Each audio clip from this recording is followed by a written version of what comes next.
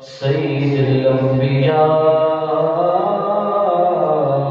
والمرسلين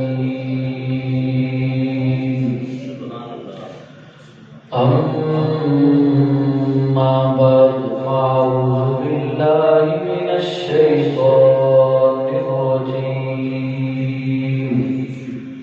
بسم الله الرحمن الرحيم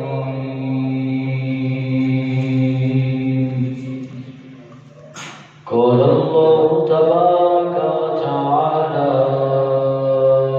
في الكلام المجيد والفرقان الحميد ألا إن أولياء الله لا خوف عليهم ولا هم يحزنون سبحان اللہ الذين آمنوا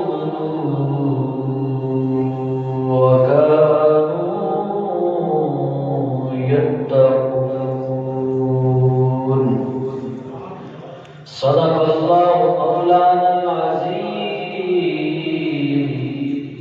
وصدق رسوله النبي الكريم الأمين ونحن على ذلك لمن الشاهدين والشاكرين والحمد لله رب العالمين بلغ العلا بكماله كشف الشجى بجماله حسنت جميع خصاله صلوا عليه وآله مولاي صل وسلم دائما أبدا على حبيبك خير الخلق كلهم هو الحبيب الذي ترجى شفاعته لكل هول من الأهوال مقتهدين ثم الرضا عن أبي بكر وعن عمر وعن علي وعن عثمان ذي الكرم سبحان اللہ يا رب بالمصطفى بلغ مقاصدنا واغفر لنا ما مضى يا واسع الكرم قال الله تبارك وتعالى في شان حبيبه مخبرا وآمرا إن الله وملائكته يصلون على النبي يا أيها الذين آمنوا صلوا عليه وسلموا تسليما بلند آواز سے پڑھیے گا الصلاۃ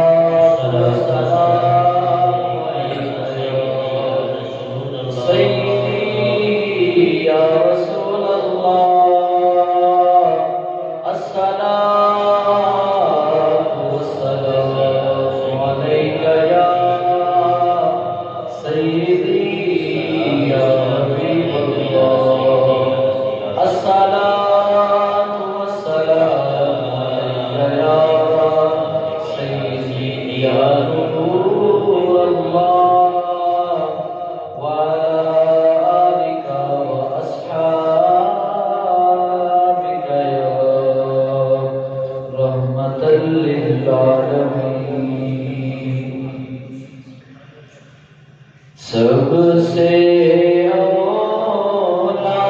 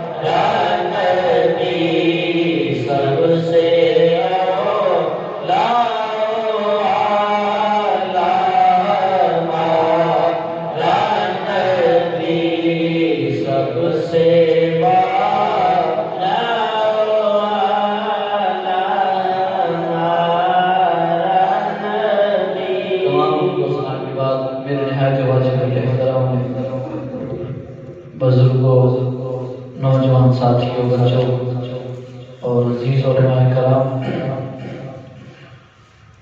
اللہ رب العزت کا خاص فضل و کرم کہ جس رب نے آج پھر ہمیں یہ توفیق بخشی کہ ہم سب تک کے اس کے دربار میں آئے۔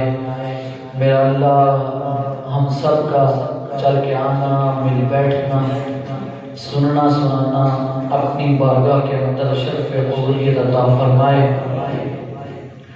بلا تمہید آج کی محفل جو ہے وہ برائے اصالِ ثواب امیر المجاہدین قبلہ شیخ الحدیث و تفسیر علامہ حافظ خالد حسین رضوی زید شرفہ آپ کے لیے جو ہے وہ سجائی گئی اور بڑی گیارہویں شریعت کے سلسلہ میں اور ہمارا ماہانہ پروگرام بھی ہوتا ہے، تو یہ ساری چیزیں اسی میں جو ہے اکٹھی کی ہیں اور اللہ رب العزت ہم سب کا یہاں مل بیٹھنا اور پیارے آقا کریم علیہ الصلوۃ والسلام کا تذکرہ سننا اور آقا کریم علیہ الصلوۃ والسلام کے پیارے اولیاء کا تذکرہ سننا جو ہے وہ ہمارے لیے باعث بخشش بنائے۔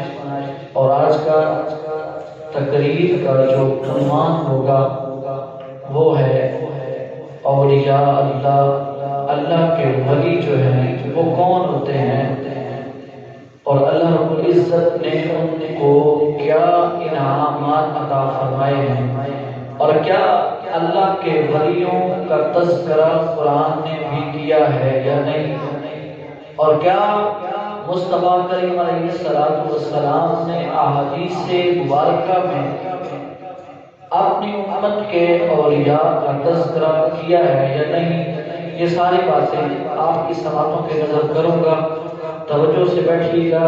جتنا وقت یہاں ہم بیٹھیں گے تو اس نیت سے بیٹھیں کہ انشاءاللہ جو سنیں گے اس کو یاد رکھیں گے اور یہ انشاءاللہ ساری زندگی کے لیے ہمارے کام آئے گا۔ تو جو بھی باتیں ہوں گی انشاءاللہ وہ آپ کے کام آئیں گی اور قرآن و حدیث سے انشاءاللہ مدہ نچیز آپ کو اولیاء اللہ کی شان جو ہے سمجھانے کی کوشش کرے گا۔ تو سب سے پہلے بڑے ادب کے ساتھ، نہایت ہی ادب کے ساتھ آپ کی بارگاہ میں یہ میری التماس ہے کہ خوبصورت محفل تب ہی لگتی ہے جب سنانے والے کے پاس سننے والے قریب بیٹھے ہوں، تو محفل کا رنگ ہی بڑا مزے والا ہو جاتا ہے۔ تو آئے ہیں تو جو پونا گھنٹہ یا گھنٹہ بنتا ہے وہ سنیں اور قریب قریب آ جائیں، آپ کو سننے کا مزہ آئے گا انشاءاللہ اور باتیں بھی یاد رہیں گی۔ قریب قریب آ جائیں، بالکل قریب آ جائیں، جتنے قریب بیٹھیں گے اتنی رونق بڑھ جائے گی۔ پیچھے بیٹھنے کا کوئی فائدہ نہیں ہے، قریب تشریف ہے۔ بچے آپ لوگ پیچھے ہو جائیں، آپ تھوڑا پیچھے ہو جائیں، یہاں سے ہٹیں، تھوڑے سے سامنے سے ہٹیں، ہاں قریب آ جائیں۔ بہت شکریہ آپ کا۔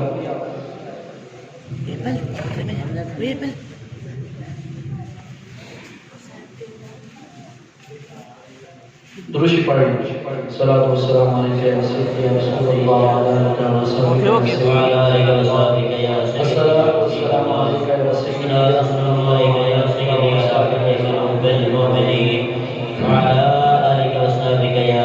اللہ رب العزت نے قرآن مجید قرآن حمید کے اندر ارشاد فرمایا ہے، عنوان ہمارا ہے اولیاء اللہ، اللہ کے ولی ان کی شان ہے۔ اللہ رب العزت نے قرآن حکیم کے اندر ارشاد فرمایا ہے، الا ان اولیاء اللہ لا خوف علیہم ولا هم یحزنون الذین آمنوا وکانوا یتقون لهم البشری فی الحیاۃ الدنیا وفی الآخرہ لا تبدیل لکلمات اللہ۔ ایک مقام یہ، دوسرے مقام پہ 24ویں پارے کے اندر رب العزت ارشاد فرماتا ہے، نحن اولیاؤکم فی الحیاۃ الدنیا وفی الآخرہ ولکم فیہا ما تشتہی انفسکم ولکم فیہا ما تدعون۔ اب اس کا ترجمہ سنتے ہیں اور مفہوم سمجھتے ہیں۔ اللہ رب العزت نے قرآن حکیم کے اندر فرمایا الا ان اولیاء اللہ لا خوف علیہم ولا هم یحزنون. اللہ فرماتا ہے کہ جو میرے ولی ہیں، جو اولیاء اللہ ہیں، ان کو نہ تو کوئی خوف ہے، لا خوف علیہم ولا هم یحزنون، نہ ہی ان کو کوئی غم ہے، نہ کوئی خوف ہے نہ ہی کوئی غم ہے. اور اولیاء ہوتے کون ہیں؟ نشانی بتائی الذین آمنوا وکانوا یتقون، وہ ایمان والے بھی ہیں اور پرہیزگار بھی ہیں. وہ پرہیزگار لوگ ہیں جو اولیاء اللہ ہوتے ہیں، وہ نیک ہوتے ہیں. لہم البشریٰ فی الحیاۃ الدنیا، ان کے لیے خوشخبری ہے دنیا میں بھی آخرت میں بھی. اور یہی لوگ ہیں نحن اولیاؤکم فی الحیاۃ الدنیا وفی الآخرہ. اللہ رب العزت فرماتا ہے یہاں پہ تو فرمایا کہ یہ میرے ولی ہیں اولیاء اللہ ہیں. یہاں فرماتا ہے نحن اولیاؤکم، فرمایا میں ان کا دوست ہوں اور یہ میرے دوست ہیں. یہ جو اولیاء اللہ ہیں یہ میرے دوست ہیں اور میں ان کا دوست ہوں. اور رب العزت نے ان کو اپنا دوست بنا رکھا ہے، اولیاء اللہ کو اپنا دوست بنا رکھا ہے. اور رب فرماتا ہے جب میں پھر دوست بنا لیتا ہوں تو سوچیں جس کو رب دوست بنا لے اس کی شان کیا ہوگی. پھر جب دوست بن جاتا ہے تو پھر وہ دوست کے کہنے پہ آگ میں بھی چھلانگ لگا دے تو رب العزت اس کے لیے اس آگ کو گلزار بنا دیتا ہے. اور وہ دوست اگر اپنی گردن کی چھری کے نیچے رکھ دے تو رب العزت اس چھری سے اس کا گلا نہیں کٹنے دیتا بلکہ ذبیح اللہ کا لقب عطا فرما دیتا ہے. تو یہ اولیاء اللہ ہیں جن کی یہ شانیں ہیں، یہ اللہ رب العزت نے قرآن حکیم کے اندر اللیان جو ہے وہ بیان فرمائی. اور یہ فرمایا لا تبدیل لکلمات اللہ، میرے کلمے بدلتے نہیں ہیں، میری بات بدلتی نہیں ہے. ومن اصدق من اللہ حدیثا ومن اصدق من اللہ قیلا، کون ہے جس کی بات رب سے سچی ہو سکتی ہے؟ کون ہے جس کا قول میرے رب سے زیادہ سچا ہو سکتا ہے؟ نہیں، رب خود فرما رہا ہے یہ میرے دوست ہیں، یہ جو لوگ ہیں اور میں ان کو دوست رکھتا ہوں. پھر ان کی شان کیا ہے؟ اللہ رب العزت ارشاد فرماتا ہے پھر جب یہ میرے دوست بن جاتے ہیں تو پھر ہوتا کیا ہے؟ داتا علی حجویری نے کشف المحجوب کے اندر ولی کے معنی بیان کیے، 8 بیان کیے اور 5واں معنی جو ہے وہ آپ نے یہ کیا ہے. آپ فرماتے ہیں ولی کا 5واں معنی جو ہے وہ یہ ہے کہ اللہ رب العزت کے جو ولی ہوتے ہیں اولیاء اللہ ہوتے ہیں، یہ اللہ والے ہوتے ہیں، یہ رب کی عطا سے رب کی کائنات کے اندر جو چاہیں وہ کر سکتے ہیں. سبحان اللہ. رب کی عطا سے یہ جو اولیاء اللہ ہیں، رب کی عطا سے یہ رب کی کائنات کے اندر جو شرعاً جائز ہے، جو رب سے مانگیں گے رب ان کو عطا کر دیتا ہے. وَلَكُمْ فِيهَا مَا تَشْتَهِي أَنفُسُكُمْ وَلَكُمْ فِيهَا مَا تَدْعُونَ. یہ لوگ پھر مجھ سے جو مانگتے ہیں میں ان کو عطا کر دیتا ہوں. یہ لوگ جو مجھ سے سوال کرتے ہیں میں اس سوال جو ہے ان کو عطا کر دیتا ہوں. ان کے مانگنے پہ ان کو سب کچھ عطا کر دیتا ہوں. تو آئیے قرآن کریم سے ایک بات کا ایک پہلو لیتے ہیں کہ قرآن کریم کے اندر جو اولیاء اللہ کی شان بیان کی گئی ہے اور داتا حجویری کی یہ بات کہ اولیاء اللہ جو ہوتے ہیں وہ متصرف فی الکائنات ہوتے ہیں، وہ کائنات کے اندر جو کرنا چاہیں وہ کر سکتے ہیں. تو آئیے قرآن کریم سے پوچھتے ہیں. قرآن کریم کے اندر اللہ رب العزت نے 19ویں پارے کے اندر ایک واقعہ جو ہے وہ ذکر کیا اور بڑے کمال کا ہے اور کھلے لفظوں میں، نہ اس کی گہرائی میں جانے کی بندے کو ضرورت ہے، نہ کوئی زیادہ سوچ، نہ کوئی زیادہ جو ہے وہ محنت کی ضرورت ہے، بلکہ اللہ رب العزت نے کھلے لفظوں میں اور کھلی طرح اس کو بیان کیا ہے. وہ واقعہ یہ ہے وہ حضرت سلیمان علیہ السلام کے دور کا واقعہ ہے. حضرت سلیمان علیہ السلام نے اپنے محفل کے اندر اعلان کر دیا، فرمایا تم میں آپ کی حکومت جنوں پہ بھی تھی، انسانوں پہ بھی تھی، آپ ہواؤں میں اڑتے تھے، تو یہ اپنے آپ کو کمالات اور معجزات عطا کیے ہوئے تھے اللہ کے نبی کو، حضرت سلمان کو۔ جب انہوں نے یہ اعلان کیا کہ ملک سبا کی شہزادی ملکہ بلقیس وہ آ رہی ہے میری طرف، اس کے آنے سے پہلے اس کا جو تخت ہے وہ میری بارگاہ کے اندر کون لے کے آئے گا، اور وہ چاہیے بھی کس ٹائم، وہ اس کے آنے سے پہلے، اور وہ علماء نے لکھا ہے کہ تفسیر کے اندر کہ اس کے پہنچنے میں صرف 1 میل کا راستہ رہ گیا تھا، جہاں سے وہ آ رہی تھی۔ علامہ اسماعیل حقی نے لکھا ہے کہ وہ 1750 میل کا سفر جو ہے وہ سفر تھا، مسافت تھی، اور ایک اور جگہ پہ لکھا ہے کہ 2500 میل کا سفر تھا ملک سبا کا۔ تو وہ جہاں پہنچ گئی تھی اس وقت جب سلیمان علیہ السلام نے فرمایا تھا، اس وقت صرف 1 میل کا فاصلہ باقی رہ گیا تھا۔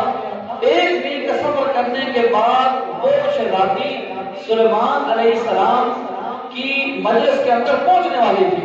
جب انہوں نے یہ اعلان کیا کہ کون ہے جو اس کے آنے سے پہلے اس کا تخت جو ہے وہ لے کر میری بارگاہ کے اندر رکھ دے۔ آپ کو تخت جو ہے وہ کیسا تھا؟ وہ 80 انسانی ہاتھوں جتنا جو ہے وہ لمبا تھا، 40 انسانی ہاتھوں جتنا وہ چوڑا تھا، اور 30 انسانی ہاتھوں جتنا جو ہے وہ اس کی اونچائی تھی۔ تو اتنا بڑا جو ہے وہ تخت تھا۔ تو وہ لینا کب تھا؟ انہوں نے فرمایا کہ جلد ہی چاہیے۔ تو کیا ہوا، اسی مجلس میں سے ایک جن کھڑا ہو گیا، کہنے لگا، یہ قرآن ہے، قال عفریت من الجن، ایک جن جو ہے وہ وہاں سے کھڑا ہو گیا اور وہ کہنے لگا سلیمان علیہ السلام میں جو ہے وہ تخت لے کے آتا ہوں۔ اور سلیمان علیہ السلام نے پوچھا کہ کب تک لے کے آؤ گے؟ کہنے لگا قال عفریت من الجن انا آتیک بہ قبل ان تقوم من مقامک وانی علیہ لقوی امین، کہنے لگا میں وہ تخت آپ کی یہ مجلس ختم ہونے سے پہلے لا کے رکھ لوں گا۔ آگے کہنے لگا وانی علیہ لقوی امین، کہنے لگا میں یہ بات ایسے نہیں کہہ رہا کہ میں صرف کہہ ہی سکتا ہوں، کہنے لگا میں یہ کر بھی سکتا ہوں، میں یہ کر کے دکھاؤں گا، میں یہ نہیں کہہ رہا کہ صرف میں بات کر رہا ہوں، بالفعل کہہ رہا ہوں، بلکہ میں یہ کر کے دکھا سکتا ہوں کہ میں آپ کی مجلس کے ختم ہونے سے پہلے وہ تخت آپ کے قدموں میں لا کے رکھ دوں گا۔ تو وہ جو مجلس کا جو وقت تھا وہ اس کا مفہومیت سمجھنے کو کتنا ہوتا تھا؟ تقریباً 3 گھنٹے یا 4 گھنٹے کا کتنا تھا، اور اس شہزادی کے پہنچنے کا وقت ہو گیا تھا۔ جہاں سے تخت لے کے آنا تھا وہ 2500 میل کی مسافت تھی، وہاں سے لے کے آنا تھا۔ اس نے کہا میں لے کے آتا ہوں آپ کی مجلس برخاست ہونے سے پہلے۔ کون کہہ رہا ہے؟ جن، ایک طاقتور جن، قال عفریت من الجن انا آتیک بہ، کہنے لگا میں لے آتا ہوں۔ سلیمان علیہ السلام نے رد کر دیا، آپ نے رد کر دیا، کہا مجھے اس سے بھی پہلے چاہیے، یہ لیٹ ہے، مجھے اس سے بھی پہلے چاہیے۔ تو وہ جن تھا، اس کو بڑی طاقت دی ہوئی رب نے، لیکن اللہ کے نبی نے اس کو ریجیکٹ کر دیا، اس کو رد کر دیا، کہا مجھے اس سے بھی پہلے چاہیے۔ تو پھر کیا ہوا؟ قال الذی عنده علم من الکتاب، پھر وہاں سے قرآن کہتا ہے پھر اسی مجلس میں سے ایک کتاب کا علم رکھنے والا کھڑا ہو گیا، ایک کتاب کا علم رکھنے والا بندہ کھڑا ہو گیا، ایک علم رکھنے والا شخص کھڑا ہو گیا۔ یوں کہہ لے کہ ایک عالم ربانی اس مجلس میں کھڑے ہو کے کہنے لگا میں لے آتا ہوں کب؟ آپ کی پلک جھپکنے سے بھی پہلے۔ سبحان اللہ، سبحان اللہ۔ یہاں سمجھنے والی بات ہے، آنکھ جھپکنا بھی ایک لمحہ ہے، ایک لمحہ۔ آنکھ جھپکیں گے تو ایک لمحہ لگے گا، آنکھ بند ہوگی تو کھلے گی۔ وہ کہہ رہا ہے آپ کی آنکھ جھپکنے سے بھی پہلے آپ کی آنکھ جھپکنے سے بھی پہلے میں یہ تخت آپ کے قدموں میں لا کے رکھ سکتا ہوں. تو وہ سارے حیران ہو گئے اتنی جلدی کیسے؟ تھا تو انسان تھا اور وہ سلیمان علیہ السلام کی امت میں سے ولی تھا. سبحان اللہ. وہ کون تھا؟ ولی تھا. کون سی طاقت تھی؟ کون سی شے ایسی تھی؟ یہ تو قرآن ہے. قرآن سے سچی بات اور کیا ہو سکتی ہے؟ رب فرما رہا ہے قرآن بھی رب کا کلام اور رب خود فرما رہا ہے قال الذی عنده علم من الکتاب انا آتیک بہ قبل ان یرتد الیک طرفک. کہنے لگا میں یہ تخت آپ کی آنکھ جھپکنے سے پہلے جہاں آپ کے قدموں میں رکھ دوں گا. پھر ہوا کیا. قرآن کہتا ہے فلما رآہ مستقرا عنده. سلیمان علیہ السلام نے سامنے دیکھا تو تخت پڑا ہوا تھا. سبحان اللہ. سلیمان علیہ السلام نے سامنے دیکھا تو تخت پڑا ہوا تھا. یہ کون تھا؟ یہ سلیمان علیہ السلام کی امت میں سے ایک ولی تھا جو قرآن جو ہے کتاب کا علم رکھتا تھا, پڑھا ہوا تھا, عالم تھا, اللہ کا ولی تھا. ارے خود سوچیں یہ سلیمان علیہ السلام اور یہ بنی اسرائیل کے ولی کی شان یہ تھی, محمدی ولی کی شان کیا ہوگی؟ سبحان اللہ. نعرہ تکبیر, نعرہ رسالت, نعرہ حیدری, نعرہ غوثیہ, نعرہ سلطانیہ, مقامات عالیہ. یہ قرآن ہے, یہ قرآن سے بات ہے, بالکل سیدھی سی بات ہے. ارے یہ تو اس دور کے ولی کی شان ہے اور امام الانبیاء جن کے رتبے اور بلند ہے اس کے امت کے ولیوں کی شان کیا ہوگی؟ تو آج کی یہ محفل حضور غوث پاک کے نام سے بھی ہے اور اولیاء اللہ کے نام سے بھی ہے. حضور غوث پاک اللہ کے وہ جلیل القدر جو ہے وہ ولی ہیں. یقین مانیں انہوں نے اتنی محنت کی ہے, اتنی محنت کی ہے. آج تک ہم نے یہی سنا ہوگا کہ ہم 11ویں جو ہے وہ بناتے ہیں یا ختم پڑھتے ہیں. صرف غوث اعظم کسی چیز کا نام نہیں ہے, خدا کی قسم. غوث اعظم ایک مسجد کے خطیب تھے, ایک مدرسہ کے مدرس تھے, ایک مصنف تھے. آپ نے دین کا بہت زیادہ کام کیا, بچوں کو تعلیم دی اور کئی ہزاروں علماء کو پڑھایا, فقہی مسائل سمجھائے, تفسیر پڑھائی. کتنا علم دین کا غوث اعظم نے آگے تک پہنچایا ہے. اور یہ پھر وہ اتنی بڑی بڑی باتیں میں عام مفہوم میں کہہ رہا ہوں, غوث اعظم ایسے نہیں کہا کرتے تھے بلکہ انہوں نے محنت کی ہے. خدا کی قسم اگر ان کی زندگی کو پڑھا جائے, خدا کی قسم میں پڑھ رہا تھا کہ غوث اعظم نے مجاہدے کیے ایسے کہ آپ میں وہ لکھا تھا کہ آپ نے پورا سال پانی کا ایک قطرہ بھی آپ نے حلق سے نیچے نہیں جانے دیا. ہے سمجھنے والی بات, پانی کا ایک قطرہ آپ نے حلق سے نیچے نہیں جانے دیا.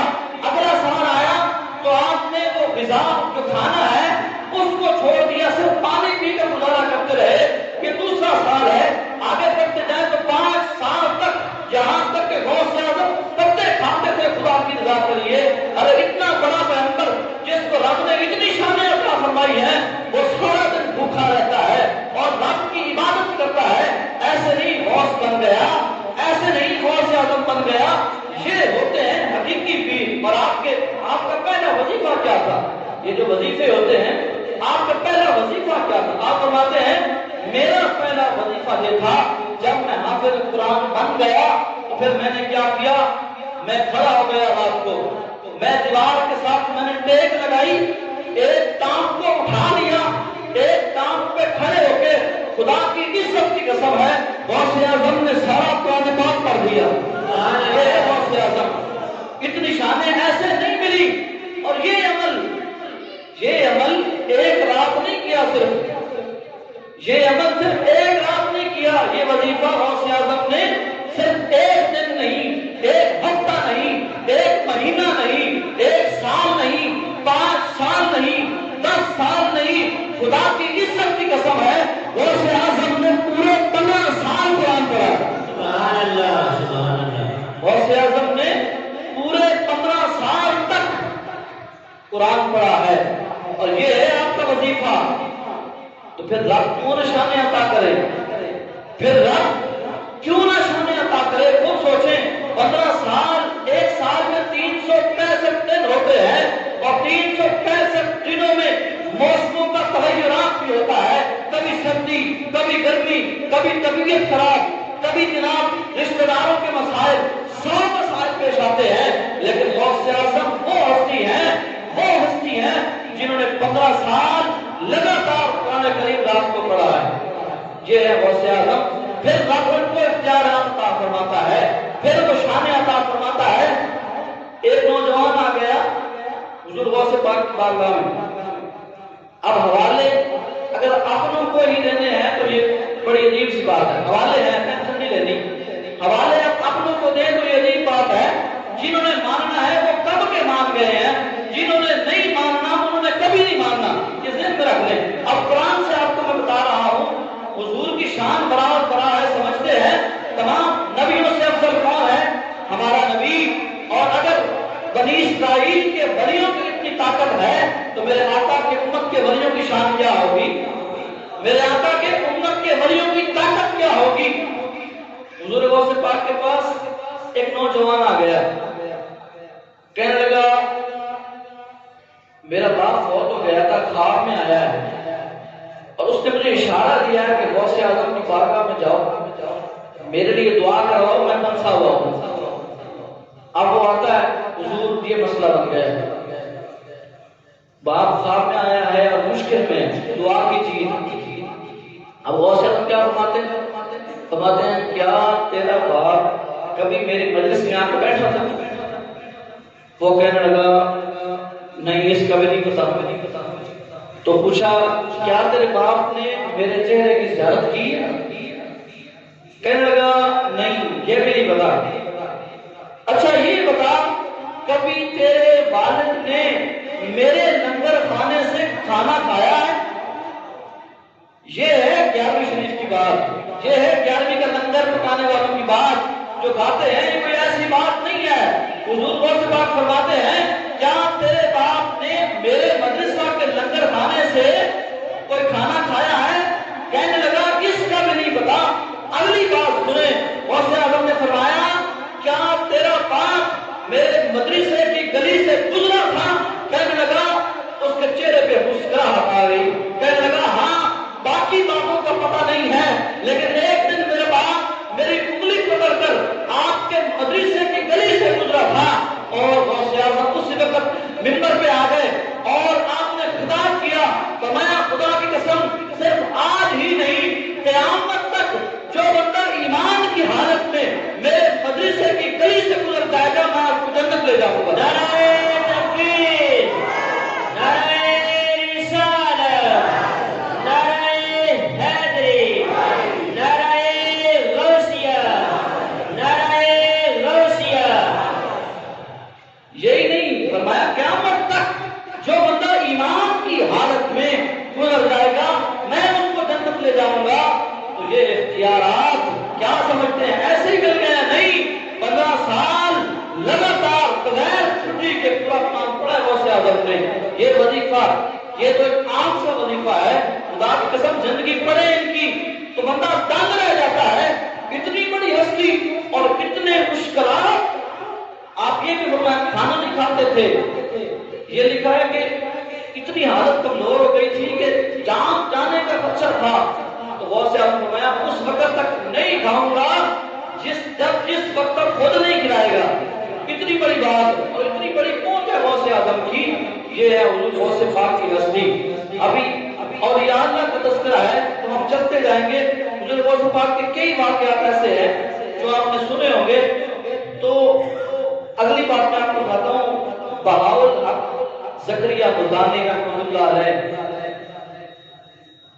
اللہ کے بڑے جلیل القدر جو ہیں، اللہ کے ولی ہیں، بڑی عظیم ہستی، ان پہ اللہ رب العزت نے سید حضرت بابا فرید الدین گنج شکر رحمۃ اللہ علیہ کی دعا سے ان کو اللہ رب العزت نے تجلی عطا فرمائی تھی۔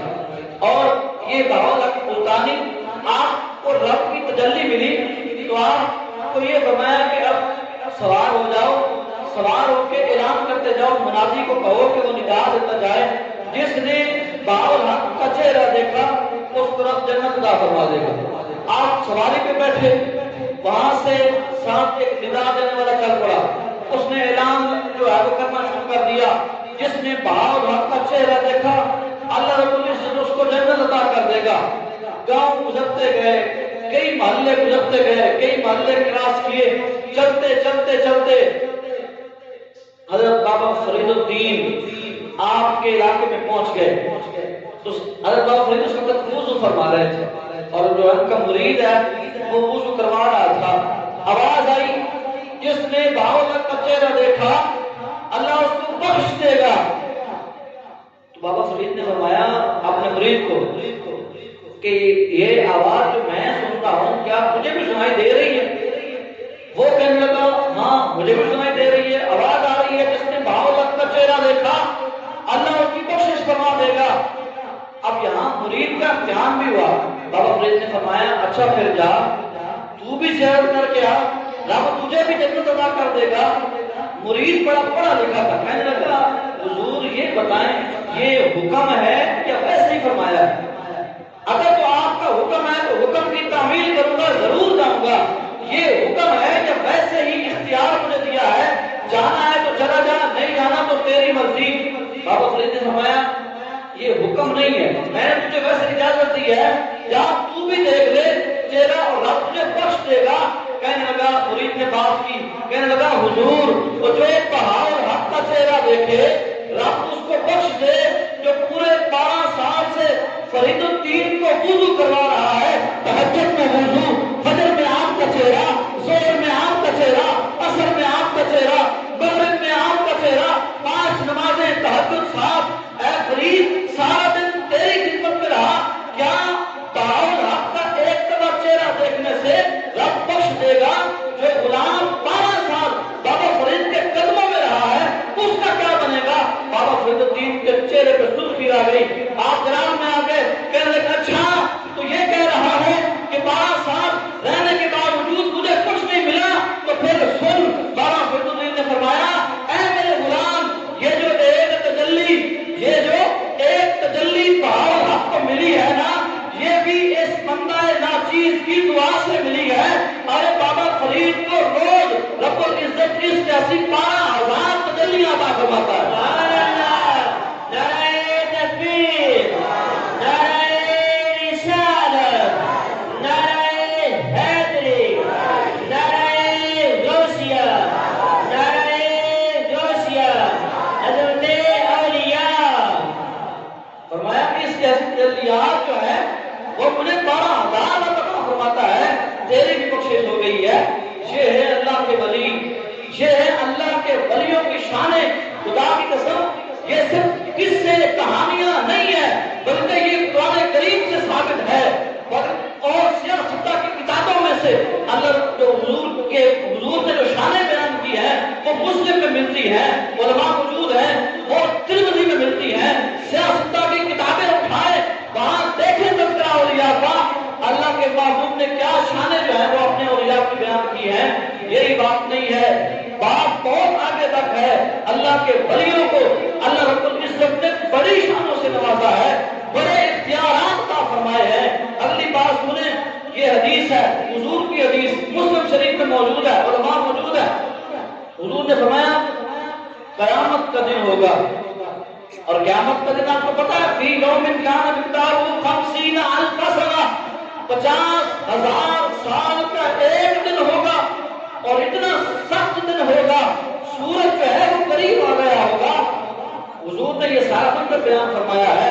حضور فرماتے ہیں سورج اتنا قریب ہو جائے گا، ارے سورج کی گرمی سے لوگ اپنے ہی پسینوں میں ڈوب رہے ہوں گے، کوئی سایہ نہیں ملے گا، اور ہر چیز ختم ہو جائے گی، زمین تانے کی بن جائے گی، اور اس طرح ملائم بنے گی کہ مشرق سے کوئی ایک رائی کا دانہ آپ رکھو، وہ لڑکتا لڑکتا لڑکتا مغرب تک جا پہنچے گا۔ اس طرح کا منظر ہوگا، لوگ پریشانی میں ڈوبے ہوں گے اور کسی کو سایہ نہیں مل رہا ہوگا۔ اتنا سخت دن، رب کا ہاتھ جو ہے بنا ہوگا، اتنا سخت دن، اتنے لوگ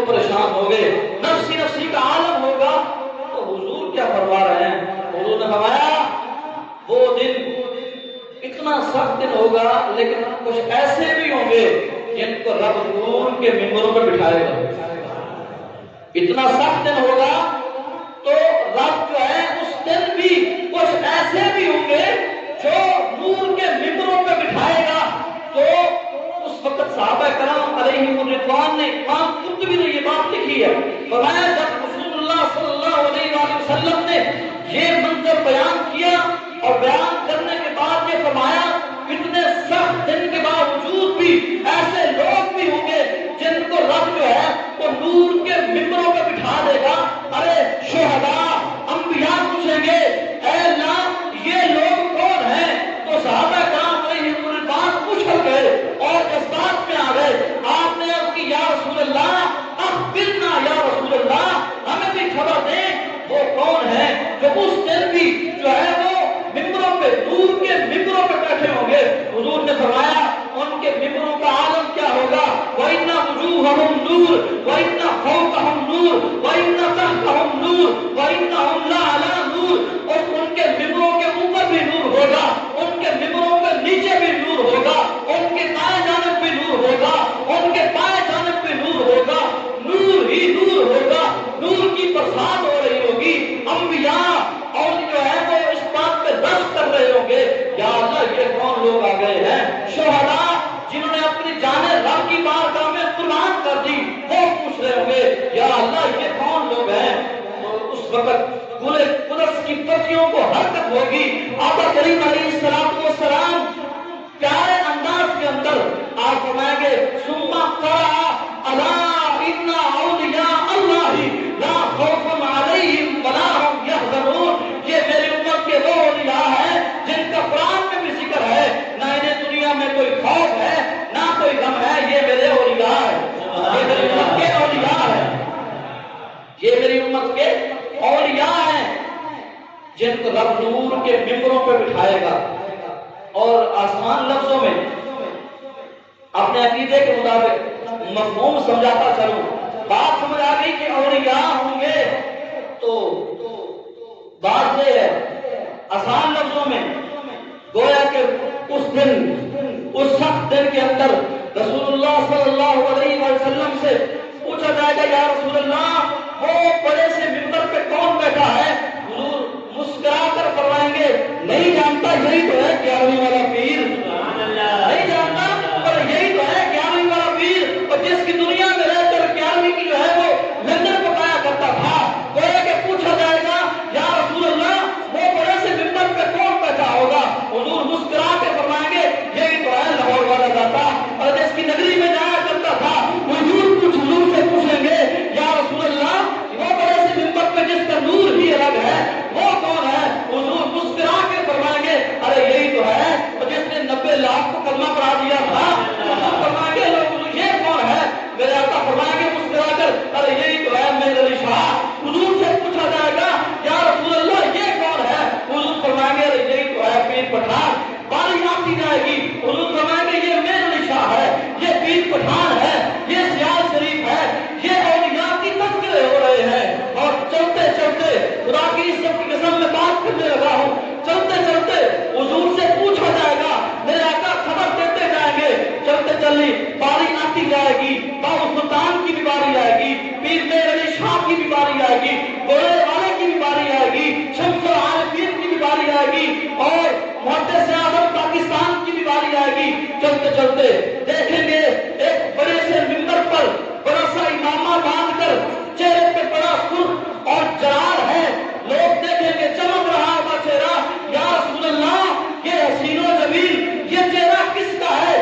میرے مصطفیٰ فرمائیں گے ارے نہیں جانتے، زندگی میں رہتے ہوئے ساری زندگی میری ناموس رسالت پہ پہرا دینے والا، حکم نبوت پہ پہرا دینے والا، اپنی ساری زندگی میرے نام پہ نچھاور کر دینے والا، ارے ویل چیئر پہ بیٹھ کے میری ناموس کا اتنا دفاع کیا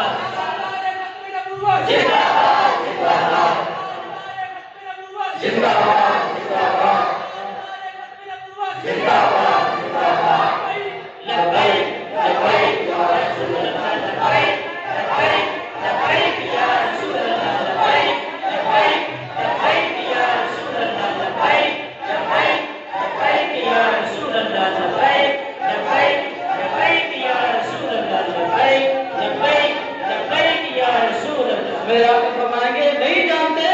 ارے یہی تو ہے معذوری کی حالت میں خدا کی عزت کی قسم ساری زندگی میرے نام پر گیا.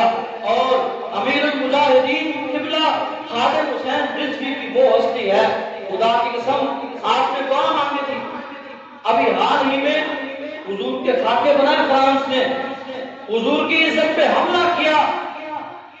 تو امام مالک کا قول ہے اگر حضور کی امت کے ہوتے ہوئے حضور کی گستاخی کی جائے تو حضور کی امت کو جینے کا کوئی حق نہیں, مان جانا چاہیے.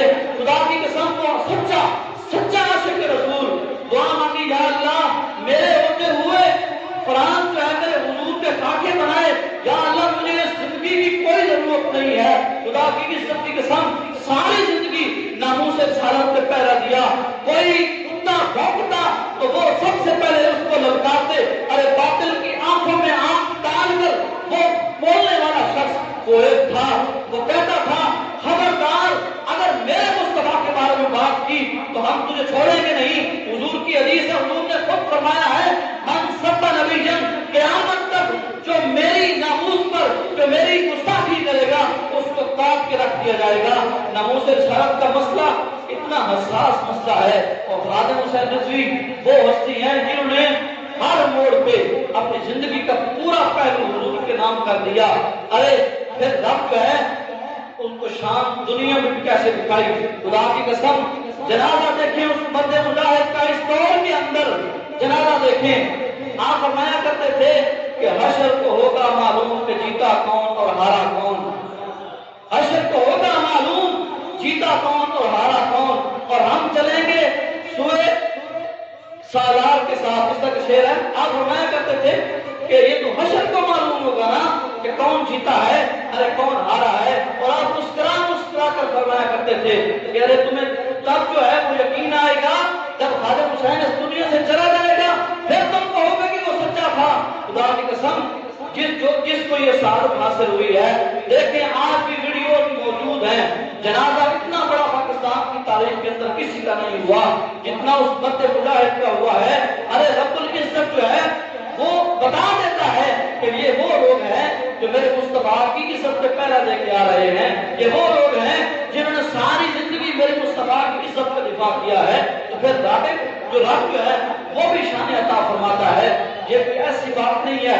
یہ مسلم بخاری سے میں نے آپ کو ثابت کر کے بتایا ہے کہ حضور نے فرمایا ہے اس دن بھی کرے دن کے اندر بھی انبیاء اور شہداء پوچھ رہے ہوں گے کہ یہ بڑے سے ممبروں پہ کون بیٹھے ہوئے ہیں گے.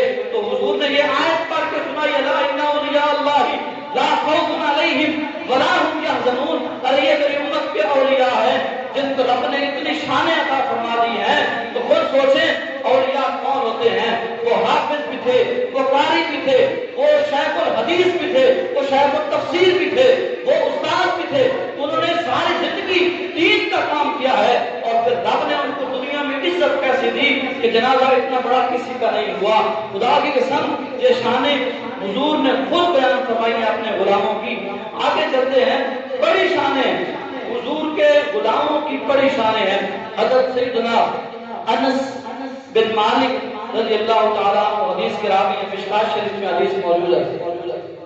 مشکات کی حدیث ہے. حضور نے فرمایا قیامت کا دن ہوگا اور ایک بندے کا حساب لیا جائے گا. جب حساب ہوگا تو وہ اس حساب میں فیل ہو جائے گا. جہنم لکھ دی جائے گی. فرشتے پکڑ کے گھسیٹ کے لے کے جا رہے ہوں گے جہنم کی طرف. انس بن مالک کی روایت ہے, حضور فرما رہے ہیں جب جبریل پکڑے گا فرشتے پکڑ کر اس کو گھسیٹ کر اونڈے منہ لے کر جہنم کی طرف لے کے جا رہے ہوں گے, اسی وقت اللہ رب العزت جبرائیل امین کو آواز دے گا. اللہ رب العزت فرمائے گا جبریل جاؤ اس بندے کو پکڑ کے لاؤ اور جاؤ اسے سوال کرو, اسے پوچھو کہ فیل تو ہو گیا ہے. جبرائیل امین کہتے ہیں یا اللہ کون سا سوال کروں, کیا پوچھوں؟ تو اللہ رب العزت نے فرمایا جبرائیل اسے پوچھ هل انت جلس مع العلماء, هل انت جلس مع العلماء, کیا دنیا میں رہتے ہوئے کبھی علماء کی مجلس میں بیٹھا تھا؟ توجہ طرف بات ہے. حضور فرما رہے ہیں مشکات کی حدیث ہے، انس بن مالک راوی ہے، ذمہ داری سے بات کر رہا ہوں، خدا کی قسم حضور ارشاد فرما رہے ہیں جبرائیل امین کو رب نے بھیجا، جاؤ اس سے پوچھ کے آؤ، هل انت جلسا مع العلماء فی الدنیا قط، کیا دنیا میں کبھی میرے علماء کی مجلس میں بیٹھا تھا؟ جبرائیل امین نے پوچھا، فیقول لا، وہ بندہ کہنے لگا لا، میں یہ نہیں کر سکا. جبرائیل امین واپس آئیں گے، رب کی بارگاہ میں کریں گے، میرے بتانے سے یا اللہ تو بہتر جانتا ہے، وہ بندہ ایسا نہیں کر سکا. رب نے فرمایا جبرائیل جاؤ، پھر جاؤ. یا اللہ اب کیا پوچھوں؟ رب نے فرمایا آپ اس سے پوچھ، هل احببت مع العلماء فی الدنیا، اچھا علماء کی مجلس میں نہیں بیٹھا، یہ بتا کبھی علماء سے محبت کی تھی؟ کبھی علماء سے محبت کی تھی؟ وہ کہے گا لا، یہ بھی نہیں کر سکا. جبرائیل امین واپس پڑھ دیں گے، رب کی بارگاہ میں عرض کریں گے یا اللہ میرے بتانے سے بہتر تو جانتا ہے، وہ بندہ یہ بھی نہیں کر سکا. رب فرمائے گا اذهب الى ثالثہ، اب تیسری دفعہ پھر جا، یا اللہ اب کیا پوچھوں؟ اللہ نے فرمایا جاؤ اس سے سوال کر، هل جلس مع العلماء، اچھا یہ بتا کبھی دنیا میں رہتے ہوئے علماء کے ساتھ بیٹھ کر کبھی کھانا کھایا؟ مشکات کی حدیث ہے، اور حقیقی علماء وہی ہوتے ہیں جو اس کی شان اور جس کا تذکرہ حضور غوث پاک نے بھی بتایا ہے کیا وظیفے تھے اور کیا اللہ کے ولی تھے، پھر رب شانے بھی یہ عطا فرماتا ہے. تو جبرائیل بھی پوچھے کہ اللہ فرما رہا ہے بندے علماء سے محبت نہیں کر سکا، علماء کی مجلس میں نہیں بیٹھا، یہ بتا کبھی جہاں وہ رہتے تھے ان کے کمرے میں، ان کے حجرے میں جا کر کبھی ان کے دسترخوان پہ کھانا کھایا تھا؟ وہ کہنے لگا لا، میں یہ بھی نہیں کر سکا. اللہ رب العزت جو ہے پھر بھیجے گا، جبرائیل بھی جاؤ پھر جاؤ. اب جبرائیل امین کہتے ہیں یا اللہ اب کیا رہ گیا، اب میں کیا پوچھوں؟ اللہ فرمائے گا جبرائیل تو نے میری رحمت کے سارے دروازے دیکھ لیے جو پوچھ رہا ہے، تو نے میری رحمت کے سارے دروازے دیکھ لیے جو پوچھ رہا ہے، جا پھر جا تو اس سے سوال کر، یا اللہ اب کیا پوچھوں؟ فرمایا جا اس سے پوچھ، اللہ نے تجھے اولاد عطا فرمائی تھی، کیا دنیا میں رہتے ہوئے تو نے اپنے کسی بیٹے کا نام میرے جو ولی تھے، میرے جو علماء تھے، ان کی محبت میں آ کر کیا اپنے بیٹے کا نام رکھا تھا؟ مفہوم سمجھے؟ تو گویا رب یہ پوچھ رہا ہوگا اے میرے بندے دنیا میں رہتے ہوئے میں نے تجھے اولاد دی تھی، یہ بتا کیا کبھی تو نے اپنے بیٹے کا نام عبد القادر کے نام پہ رکھا تھا؟ یہ بتا کہ میں نے تجھے اولاد دی تھی، کیا تو نے اپنے بیٹے کا نام میر علی شاہ کے نام پہ رکھا تھا؟ میں نے تجھے اولاد دی تھی، بتا تو نے کبھی دادا کے نام پہ اپنے بیٹے کا نام رکھا تھا؟ رب یہ پوچھ رہا ہوگا اے میرے بندے میں نے تجھے اولاد دی تھی، بتا تو نے اپنے کسی بیٹے کا نام خادم حسین رکھا تھا؟ خدا کی قسم رب یہ پوچھ رہا ہوگا اور اپنی شان دکھا رہا ہوگا. رب کے رحمت کے دروازے کتنے بڑے ہیں. پھر جبرائیل بھی جائیں گے، اس سے کہیں گے کیا تم نے رکھا؟ کہنے لگا اللہ میں یہ بھی نہیں کر سکا. جبرائیل بھی پھر آئیں گے، مشکات کی حدیث ہے. اب حضور آپ رب العزت فرمائے گا اب چھٹی دفعہ پھر جاؤ، یا اللہ اب کیا پوچھوں؟ رب فرمائے گا آپ اس سے پوچھ، دنیا میں رہتے ہوئے علماء سے محبت نہیں کی، علماء کی مجلس میں نہیں بیٹھا، علماء کے نام پہ نام نہیں رکھا، کھانا نہیں کھایا، حجرے میں نہیں گیا. اچھا اس سے یہ پوچھ کیا دنیا میں تیرا کوئی ایسا دوست تھا جس کی دوستی علماء سے تھی؟ کی قسم بہت بڑی بات ہے. رب کے رحمت کے دروازے دیکھیں کتنے وسیع ہیں. رب فرمائے گا جبرائیل جاؤ اس سے پوچھ کے آؤ کہ تو اتنا کچھ نہیں کر سکا، یہ بتا دے کہ تیرے دنیا میں رہتے ہوئے تیرا کوئی ایسا بیلی تھا جو علماء سے محبت کرتا تھا. جب جبرائیل امین نے یہ پوچھا اس جہنم لکھ دی گئی تھی، جب جبرائیل نے یہ سوال کیا اس کے چہرے پہ مسکراہٹ آ گئی، وہ ہنسنے لگا، اس کے چہرے پہ مسکراہٹ آ گئی، کہنے لگا ہاں نہ میں صحبت اختیار کر سکا، نہ میں کھانا کھا سکا ان کے ساتھ، نہ میں نے ان کی عزت کی، نہ میں ان کے دسترخوان پہ گیا، نہ میں نے ان کے نام پہ نام رکھا، نہ میں نے ان سے خود محبت کی۔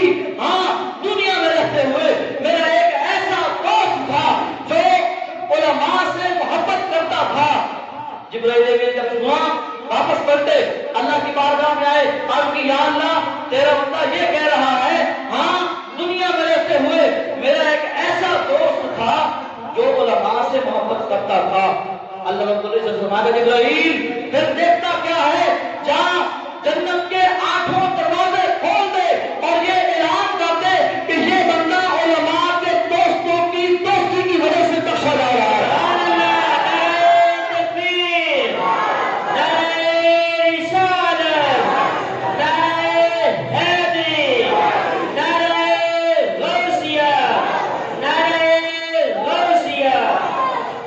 خدا کی عزت کی قسم، رب کی رحمت کا حال دیکھیں، رب کی رحمت کتنی بڑی ہے۔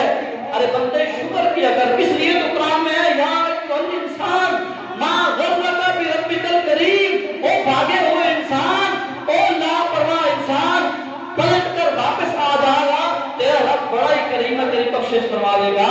آ تو صحیح توبہ تو کر، رب تجھے بخش دے گا۔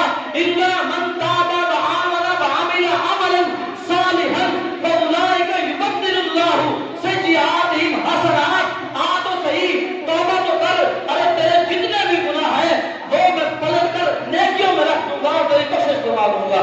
توبہ تو کر، میرے بارگاہ میں آ تو صحیح بھاگے ہوئے انسان، رب کی رحمت تجھے پکار رہی ہے، تو رب فرمائے گا یہ بندہ علماء کے دوستوں کی دوستی کی وجہ سے بخشا جائے گا۔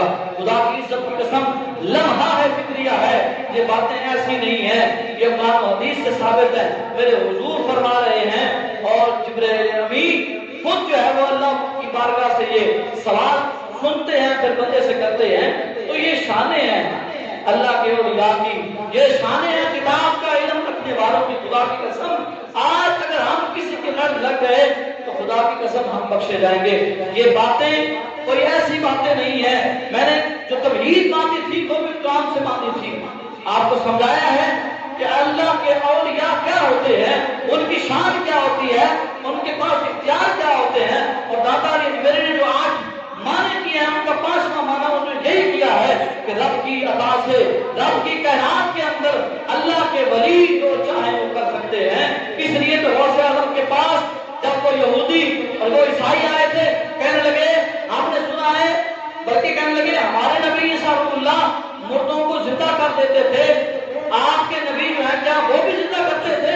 غوث اعظم فرمانے لگے ارے میرے نبی کی بات نہ کر، تو بتا کرنا کیا ہے، میں آپ کا ادنا سے ادنا سا غلام ہوں۔ غوث اعظم میرے عبد القادر نام ہے، بتاؤ کیا کرنا ہے؟ کہنے لگے حضور کی بات نہ کر، مردہ زندہ کرنے ہیں تو میں کر کے دکھا دیتا ہوں۔ وہ یہودی عیسائی آپ کو سب سے پرانے قبرستان میں لے گئے اور وہاں سے سب سے پرانی پھٹی ہوئی قبر تھی، کہنے لگے اس قبر والے کو کہو کہ کھڑا ہو جائے۔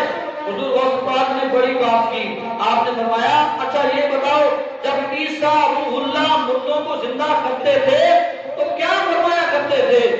کہنے لگے آپ فرمایا کرتے تھے قم بإذن اللہ، توجہ رکھنی ہے، کہنے لگے وہ فرمایا کرتے تھے قم بإذن اللہ، اللہ کے حکم سے اٹھ جا، تو وہ مردہ اٹھ جایا کرتا تھا۔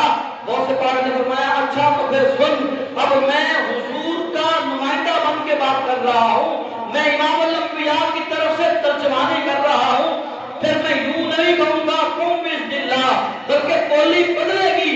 فرمایا کیسے؟ کہا عیسیٰ تو فرماتے تھے نا قم بإذن اللہ، اللہ کے حکم سے اٹھ جا۔